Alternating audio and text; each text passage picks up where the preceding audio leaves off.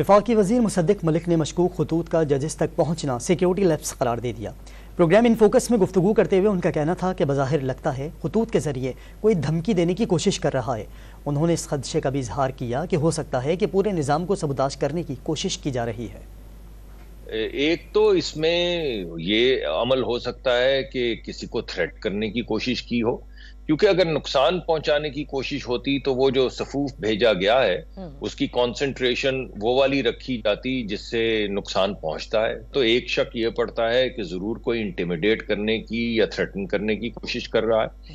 دوسری چیز جو سامنے آتی ہے وہ یہ ہے کہ ہو سکتا ہے کوئی اس پورے سسٹم کو سیبوٹاج کرنے کی کوشش کر رہا ہو، یعنی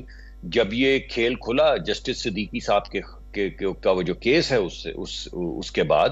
اور ان جسٹسز نے بھی لیٹر لکھا، تو اب وہ عوامل جو اس پورے پروسیس کو سیبوٹاج کرنا چاہتے ہیں، یہ بھی ایک پاسبلٹی ہے کہ وہ یہ بھیج رہے ہیں تاکہ پرووکیشن ہو، تاکہ یہ اور آگے بڑھے، تاکہ ملک میں کیوس پیدا ہو۔ یہ تمام قیاس آرائیاں ہیں، جب تک اس کی تحقیق مکمل ہو جائے گی، چالان پیش کیا جائے گا، تو پھر پتہ چلے گا کہ اصل معمہ